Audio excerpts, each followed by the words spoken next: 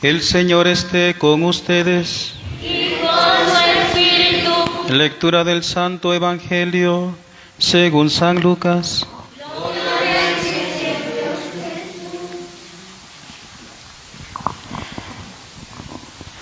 En aquel tiempo, cuando Jesús iba de camino a Jerusalén, pasó entre Samaria y Galilea.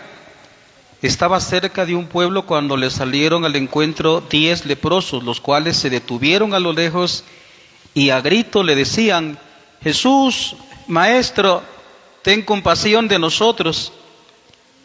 Al verlos, Jesús les dijo: vayan a presentarse a los sacerdotes.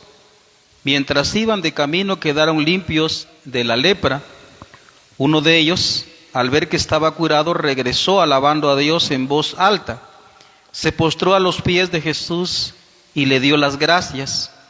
Ese era un samaritano. Entonces Jesús dijo: ¿no eran 10 los que quedaron limpios? ¿Dónde están los otros 9?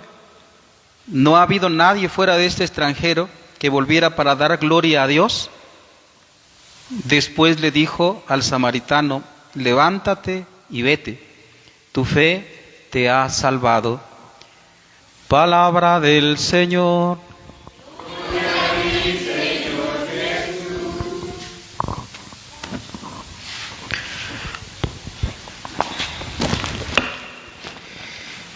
Hermanos, el tema general de las lecturas de hoy son un fuerte reclamo, reproche, regaño, como usted lo quiera llamar, a los que somos elegidos de Dios.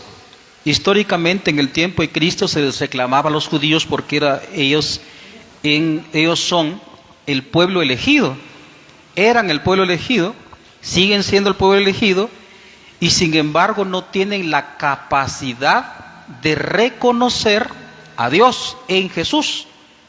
Ese es el tema. Pero ahora también, de manera muy particular y muy actual, también puede ser que el reproche, el regaño, también para nosotros, los que nos decimos del pueblo elegido, ahora somos cristianos, que de pronto tampoco podemos como reconocer, como que estamos ciegos y no reconocemos en dónde obra Dios en nuestra vida. Ese es el tema. Por eso yo siempre recomiendo, y es que a mí también mismo me ha impactado, recomiendo que busquemos especialmente los testimonios de la gente conversa, es decir, de la gente que ha crecido como sin Dios, o incluso ha estado en otra religión, o incluso han sido ateos o agnósticos, y entonces de pronto se convierten. Tengo en la mente 2 personas que se convirtieron, uno un ateo y el otro uno que era protestante. El que era ateo es Ricardo Castañón. Usted lo puede buscar en redes sociales, en YouTube o en Facebook, aparece con su testimonio. Escuche su testimonio, es impresionante.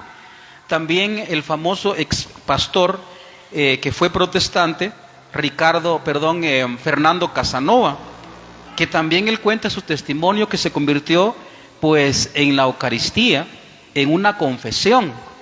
Entonces, escucha su testimonio, es impresionante, pero el reproche siempre sigue siendo para nosotros, porque nosotros hemos crecido en la iglesia y sin embargo muchas veces no tenemos como la capacidad de reconocer la actuación de Dios en nuestra vida. A veces nosotros, si no somos capaces de descubrir como regalo de Dios, por ejemplo, la vida, la salud, las cualidades que tenemos, la compañía de las personas, los bienes de este mundo, los medios de salvación que tenemos en la iglesia, como pueden ser la fe, la palabra de Dios, el perdón sacramental, la Eucaristía, el ejemplo y la ayuda de la Virgen y los santos, entonces nos parecemos precisamente a esos 9 que no regresaron a dar gloria a Dios. Nos parecemos a eso muchas veces, y de hecho yo siempre suelo decir que nos parecemos mucho porque no reconocemos, y la mayoría, yo suelo repetir esto, nos quejamos de Dios porque pensamos que Dios no nos ha abandonado y estamos como ciegos ante la realidad de la compañía divina en nuestra vida. Ese es el tema general. Ojalá que nosotros, los que nos decimos cristianos, tengamos la capacidad, tengamos los ojos limpios para observar en dónde actúa Dios en nuestra vida. Porque ahí está Dios. Uno dice, se queja, pues como que Dios me abandonó, pero una cosa, tengan claro, una cosa es que de pronto no sentimos a Dios que está con nosotros y otra cosa es que Dios no esté con nosotros.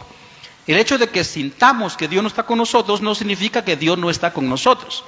Como suele pasar muy materialmente, por ejemplo, en la familia, los jóvenes se sienten solos, se sienten abandonados y están con los papás y están con la familia. Y ahí están los hermanos, y ahí están los tíos, y están los abuelos, pero ellos se sienten solos. ¿Están solos? No, no están solos. ¿Se sienten solos? Sí se sienten solos. ¿Quién tiene la culpa? Ellos mismos. ¿Por qué? Porque piensan demasiado en sí mismos. Pero eso nos pasa en relación a la fe. Que el hecho de que sintamos que Dios nos abandone o que Dios no está con nosotros, no es igual a decir que Dios no está con nosotros. Porque Él lo prometió. Mateo 28:20 dice, yo estaré con ustedes todos los días hasta que este mundo se termine. Entonces, si alguien cree en esas palabras, jamás se va a sentir solo. Bueno, ese es el tema. Ahora, me voy a centrar, hermanos, en algo que nos agobia mucho. Miren, se trata, y aquí me sirvo también de las palabras de un fraile que suelo seguir, porque la enfermedad, por ejemplo, es algo que nos agobia a todos. La lepra era una enfermedad bastante grave, que significaba exclusión, significaba también apartarse, significaba destrucción, significaba pues como estar muerto en vida. Era una cosa muy grave. ¿Nos pasa eso también hoy a nosotros? Sí, nos pasa. Tal vez no exactamente la misma enfermedad como en aquella ocasión, aunque les digo que la lepra todavía existe. Sin embargo, la gente se siente decepcionada de Dios precisamente por el daño, por el dolor que nos causa una enfermedad. Y es ahí, comprensible humanamente, pero no desde la fe, comprensible que a veces nos sintamos abandonados de Dios, porque como que Dios no nos sana, como que Dios no se interesa por nosotros. Eso no es verdad, porque Pedro dice, descarguen ante Él sus sentimientos, que Él se interesa por ustedes, dice San Pedro. Pero hablemos un poquito de eso. ¿Por qué la gente se siente decepcionada de Dios? Y parece que hay otros medios que parece que sí son efectivos, y en ese sentido voy a hablar para que tengamos mucho cuidado, para que reconozcamos a Dios. También otra vez vuelvo al primer tema, reconozcamos a Dios en dónde actúa y cómo actúa, por lo menos en lo que nos cabe en el tiempo que dura una homilía. Miren, cuando los israelitas estuvieron en Egipto, eso está en el libro del Éxodo.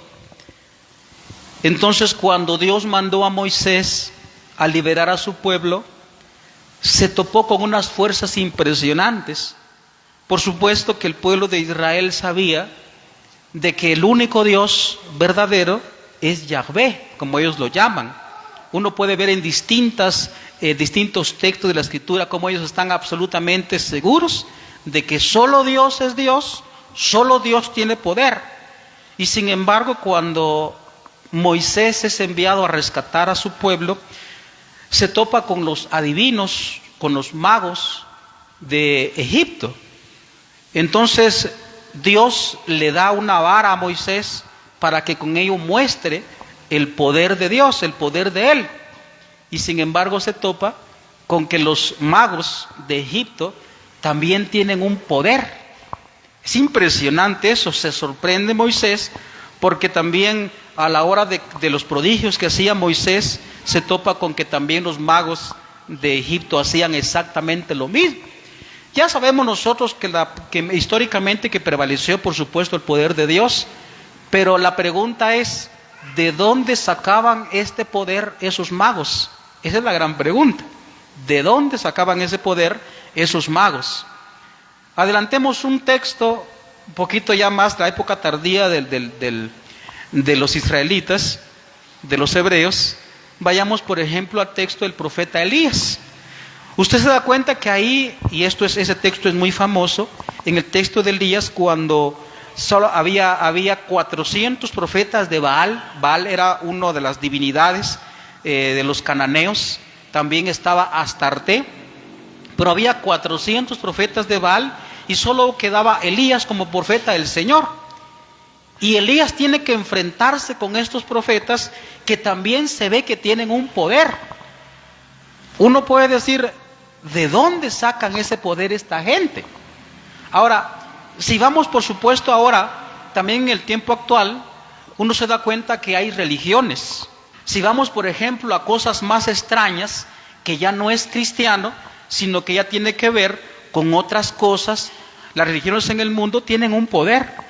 ¿De dónde sacan ese poder? Por ejemplo, la gente suele ir, ¿verdad?, a centros donde le leen la mano, donde hacen no sé qué ritos, y la gente se sana. La gente suele ir al Mashimón, la gente suele ir a esos brujos, y es impresionante, pero la gente se sana. Y uno puede preguntar, pero si eso no es Dios, ¿de dónde sacan ese poder estos dioses, como entre comillas, como lo acabo de ver en el libro del Éxodo, en el profeta Elías, y en la realidad también que nos envuelve? ¿De dónde sale ese poder?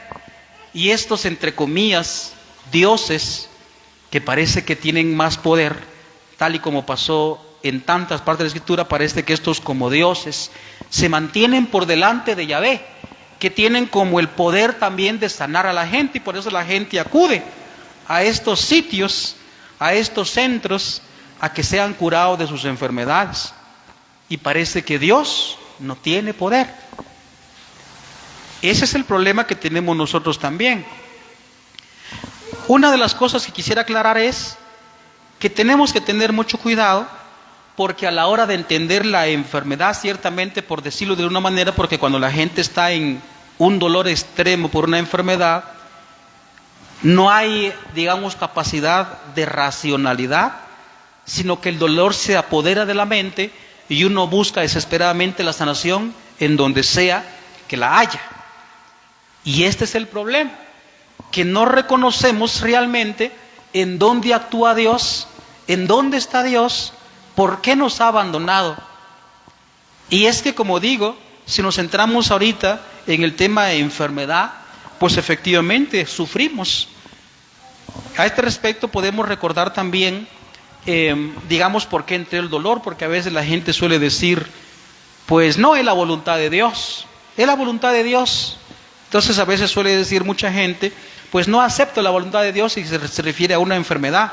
O cuando la gente muere, un familiar muere, la gente suele decir, pues no, que yo no acepto la voluntad de Dios. Entonces como que estamos acusando a Dios de que como que Dios le agrada el sufrimiento, la enfermedad, la muerte.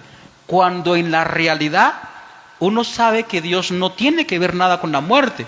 Si vamos a la Escritura, San Pablo, por ejemplo, dice, citando Génesis 3 en adelante, versículo 1 en adelante, San Pablo dice en Romanos 5:12, por un hombre entró el pecado en el mundo, y por el pecado la muerte, porque todos pecaron. Entonces el que tiene que ver con la enfermedad, con el dolor, con la muerte, es el diablo y nosotros mismos. Por consiguiente, Dios es completamente inocente. Tengamos eso mucho en cuenta, porque como dice también en uno de los profetas, a Dios le duele la muerte del pecador. Dios le duele la muerte. Dios no se complace en la muerte. Lo que pasa es que, por ejemplo, en el caso de Jesucristo que sana a estos leprosos, entonces Él está dando un mensaje bien claro. Nosotros posiblemente nos cuesta mucho entenderlo, porque en primer lugar no estamos en épocas de lepra, aunque todavía existe la lepra, ya está controlado, pero todavía existe. No sabemos qué significaba la lepra. Como ya dijimos, la lepra era una enfermedad tan mortal que se contagiaba, y entonces resulta que la persona que contraía lepra, para mantener, digamos, sano a la gente, se le excluía. Y de hecho está tan legislado eso que estaba en la ley de Moisés, que cuando Moisés aparece en el libro de Levítico, Números, ahí aparece toda la legislación en torno a la lepra. Entonces eso significaba una exclusión de la persona que padecía una lepra. Encima de eso la persona misma se sentía como maldita de Dios, porque la gente creía que cuando la gente está sana, la gente tiene recursos económicos, entonces está bendecida por Dios. Pero cuando la gente está enferma, entonces todo judío cree que Dios como que lo maldijo. Por consiguiente, el mensaje cuando Jesucristo sana a estos leprosos, el mensaje es que Dios ama tanto que lo restituye la vida otra vez. Dios quiere restituirle la vida. Eso significa, Dios no quiere que la gente esté, pues como dice también en una de las partes de los apóstoles, de los escritos de San Pablo, Dios no hace exclusión de personas. Ese es el mensaje. No es nada más la enfermedad, porque es ahí donde muchas veces nosotros nos confundimos. Es ahí.